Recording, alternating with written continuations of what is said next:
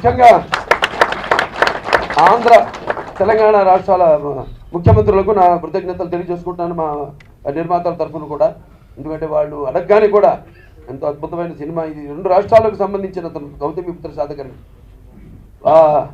వాళ్ళు tax exemption ఇవ్వడం అంటే ఇటువంటి మంచి చిత్రాలని ప్రోత్సహిస్తాం అని వాళ్ళు మాకు వెన్ను తట్టి మేము అడగగానే వెంటనే మాకు ఎగ్జంప్షన్ ఇచ్చినందుకు వాళ్ళకి మా యూనిట్ తరఫున కృతజ్ఞతలు తెలియజేసుకుంటున్నాం. ముఖ్యంగా హేమమాలిని గారికి, ఆవిడకి నా కృతజ్ఞతలు. ఆవిడ ఎప్పుడో పాండవనవాసంలో ఒక పాట చేసింది ఆవిడ. ఆ తర్వాత నాన్నగారు శ్రీకృష్ణ పాండేలో ఆవిడ బుక్ చేద్దాం అనుకున్నారు.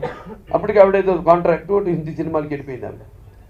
మళ్ళీ తిరిగి ఈ సినిమాలో ఆవిడ లేకపోతే నేను చెప్పాను చాలా సందర్భాలు. అలా కలిసినాయి అన్నీ.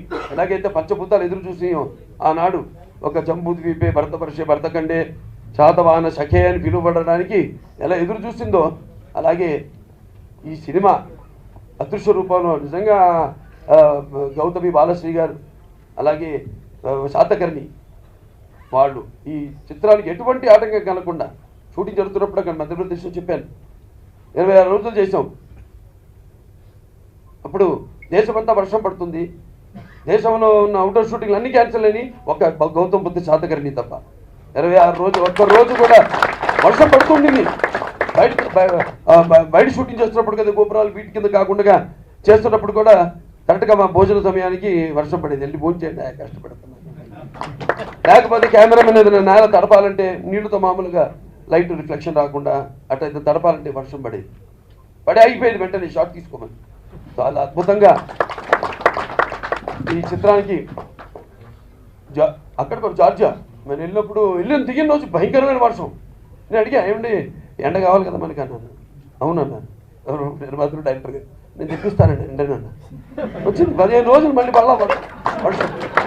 ఎండ భయంకరమైన ఎండ. అబ్బో బాబు తట్టుకో. నాకు ఏంటంటే చాలా ఇష్టం. నా ఇష్టదైవం సూర్యభగవానుడు లక్ష్మీ నరసింహస్వామి. ఎందుకంటే నేను షూటింగ్లో ఉన్నప్పుడు గొడ్డు పట్టను మనం అలా సూర్యుడు కూడా చూస్తాను. అలాగే ఎటు సూర్యుడు ఉంటే అటు గురించి దిగ్గుని కూర్చుంటాను. మిగతా నా పక్క ఆర్టిస్టులు తెచ్చాను.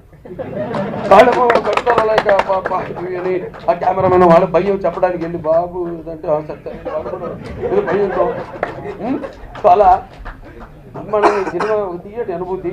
ఇంకా ఎన్నెన్నో అద్భుతమైన సినిమా. ఎందుకంటే ఎస్ నేను చెప్పాను, నా కష్టాలు కూడా నమ్మాలి ఇప్పుడు నాతో ఉన్నారు.